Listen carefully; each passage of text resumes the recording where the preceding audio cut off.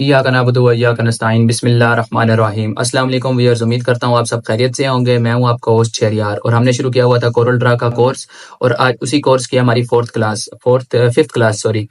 तो आज पिछली वीडियोस में हमने सीखा ellipse tool, triangle tool, star tool, polygon tool, इस सब के ऊपर हमने सीखा शेप टूल का यूज और आज हम सीखने जा रहे हैं टेक्स्ट टूल के ऊपर शेप टूल का यूज। तो चलें बिना टाइम ज़ाया किए हुए चलते हैं लैपटॉप की स्क्रीन के ऊपर और अगर आप चैनल पे न्यू है तो सब्सक्राइब लाजमी करेगा, लाइक भी कर दें और एक अच्छा सा कमेंट भी कर दें। चलें चलते हैं लैपटॉप की स्क्रीन के ऊपर।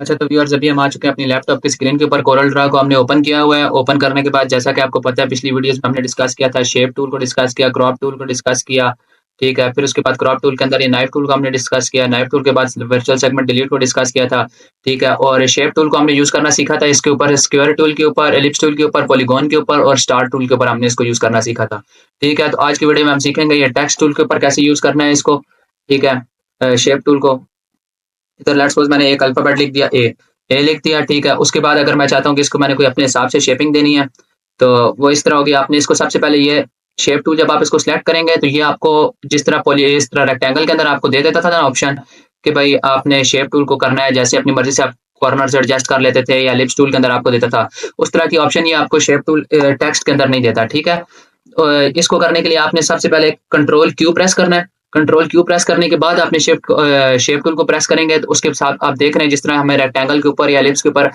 ब्लू लाइन शो हो जाती थी और ये डॉट शो हो जाते थे कॉर्नर इसके, ठीक है। अब इसी तरह हमें कॉर्नर शो हो गए हैं। अब लेट्स सपोज हम चाहते हैं कि इस एक हम कॉर्नर बनाना चाहते हैं। अब यहाँ पे हम क्लिक करेंगे, डबल क्लिक करके एक और नोड बना लेंगे। मैंने आपको बताया था डबल क्लिक करने से एक और नोड बन जाती है, ठीक है। इसको आप ऊपर ले जाएं अपने हिसाब से, ये देखें अब एक और तरह का ए बन गया, ठीक है। लेट्स सपोज अगर हम चाहते हैं कि यहाँ से हम इसके थोड़ा सा एडजस्टमेंट करना चाहते हैं, इसको आप यहाँ से उठा के इधर ले जाएं, साइड पे ले जाएं, ठीक है। ये एक टांग इसकी मोटी हो गई है। हर टेक्स्ट को हर चीज को आप अपने हिसाब से, इसमें शेप टूल जो होता है बड़े काम का टूल होता है, हमारी हर पोस्ट में आने वाली पोस्ट में हर चीज में हमें काम आता है, लोगोस बनाने के काम आता है ये हमें, ठीक है। अब लेट्स सपोज मैं यहाँ पे लिखता हूँ एस को लिख लेते हैं, ठीक है। एस को लिखने के बाद और अगर आप टेक्स्ट टूल के फॉन्ट्स चेंज करना चाहें, फॉन्ट्स आप यहाँ से चेंज कर सकते हैं, ठीक है। पहले आपने उसको टेक्स्ट को सिलेक्ट करना है। सिलेक्ट करने के बाद आपने ये जिस तरह मैंने अभी कर लिया इसको एरियल टाइम्स न्यू रोमन हमने इसको सिलेक्ट कर लिया, ठीक है। टाइम्स न्यू रोमन सिलेक्ट करने के बाद मैंने इसको जब शेप टूल प्रेस किया, देख रहे हैं आपको ये नीचे दो लाइनें शो हो गई हैं, ठीक है। इन दो लाइनों पकड़ के आप या तो इसको क्लोज कर सकते हैं, जब एक पूरा सेंटेंस लिखा हो या कोई भी चीज लिखी हो या आप उसको क्लोज कर सकते हैं या आप इसको वाइड खींच के लंबा कर सकते हैं, ठीक है। टेक्स्ट टूल के ऊपर जो है शेप टूल का मुख्तलिफ यूज है और शेप्स के ऊपर शेप टूल का जो है ये मुख्तलिफ यूज है, ठीक है। अब मैंने इसको सिलेक्ट किया, मैंने आपको बताया कंट्रोल क्यू प्रेस करना है आपने। कंट्रोल क्यू प्रेस करने के बाद आप शेप टूल को सिलेक्ट करेंगे, ठीक है। अब इसके ऊपर आपको देख रहे हैं काफी सारे नोट्स बने नजर आ गए, मतलब आपको इसके ऊपर आप अपने हिसाब से शेपिंग कर सकते हैं। लेट्स सपोज हम चाहते हैं कि यहाँ पे इसका एक कॉर्नर बने, हम इसको डबल क्लिक करके एक और नोट बना लेंगे। एक और नोट बनाने के बाद मैं इसको लेट्स सपोज यहाँ पर ले जाता हूँ, एक और तरह का आपको मैं एक खूबसूरत से एक एस बनाता हूँ मैं यहाँ पे, आप देखेगा यहाँ पे हम ले आए एक इसको, ठीक है। यहाँ से हमने इस नोड को हमने कर देना है डिलीट। इस नोड को डिलीट किया तो देख रहे हैं आप एक एस का जो ऊपर वाला कॉर्नर है ये एक और शेप इसने ले लिया, ठीक है। अब लेट्स सपोज मैं चाहता हूँ इस कॉर्नर को भी मैंने उसी तरह से शेप करना है, ठीक। कंट्रोल क्यू जो होता है वो आपने एक बार ही प्रेस करना होता है, ठीक है। अभी डबल क्लिक करके मैंने एक और नोड लगा लिया। नोड लगाने के बाद मैं इसको भी इसी तरीके से यहाँ पर ले गया, ठीक है। और ये वाला नोड हमने डिलीट कर दिया। मैंने और कुछ भी नहीं किया, सिर्फ शेप टूल को यूज करते हुए मैंने ये दो इसके काम किए हैं, ठीक है। एक यहाँ से नोड डिलीट किया और एक नोड लगाया, यहाँ से नोड डिलीट किया और एक और नोड लगाया, ठीक है। और अभी आप ये देखें खूबसूरत सा एस बन गया है, ठीक है। अब चलते हैं जी नेक्स्ट हम करने हैं और शेप टूल का मैं आपको यूज सिखाता हूँ सेंटेंस के ऊपर किस तरह यूज करते हैं हम, ठीक है। जिस तरह मैं यहाँ पे लिख देता हूँ माय नेम इज शहरियार। अब लेट्स सपोज मैंने ये लिख दिया एक माय नेम इज शहरियार, ठीक है। और अब मैं नेक्स्ट लाइन में चला गया, नेक्स्ट लाइन में मैंने लिख दिया आई एम ग्राफिक डिजाइनर, ठीक है। लेट्स सपोज मैंने यहाँ पे लिख दिया आई एम ग्राफिक डिजाइनर, ठीक है। ग्राफिक डिजाइनर लिखने के बाद यस को हम उठा के साइड पे ले जाते हैं जो हमने यस बनाया, ठीक है। अब इसके ऊपर शेप टूल को हम कैसे यूज करेंगे, ये पूरा सेंटेंस लिखा हुआ है, ठीक है। इस सेंटेंस को क्लिक करने के बाद हम इस शेप टूल को क्लिक करेंगे। शेप टूल को क्लिक करने के बाद ये आपको जो दो नोट्स नजर आ रहे थे, जो बने हुए आ रहे थे आपके पास, आपने इसको या आप इसको खींच के नीचे लेके जा सकते हैं या इसको आप क्लोज कर सकते हैं ऊपर, ठीक है। या इसको आप यहाँ से पकड़ के इस तरह कंजेस्टेड कर सकते हैं, मीन्स के बहुत ही क्लोज लेके आ सकते हैं, कंट्रोल जेड से बैक कर लेंगे हम, ठीक है। ये और अब इस पूरे सेंटेंस के अगर हमने अपने हिसाब से आप चाहते हैं कि फॉन्ट सेलेक्ट करना चाहें, ठीक है। ये अगर आपके पास ये जो साइड पे टेक्स्ट बार ओपन हुआ नजर आ रहा है, ये इसमें कोई बड़ी बात नहीं है, आपके पास नहीं शो हो रहा होगा, मेरे पास शो इस वजह से हो रहा है क्योंकि मैंने इसकी शॉर्टकट की रखी हुई है कंट्रोल टी। कंट्रोल टी मैं जैसे ही क्लिक करूंगा ये मेरे पास एक ओपन होगी साइड बार और इसके अंदर से हम सेलेक्ट कर सकते हैं कोई भी अपने हिसाब से शेप फ़ॉन्ट सेलेक्ट कर सकते हैं, ठीक है।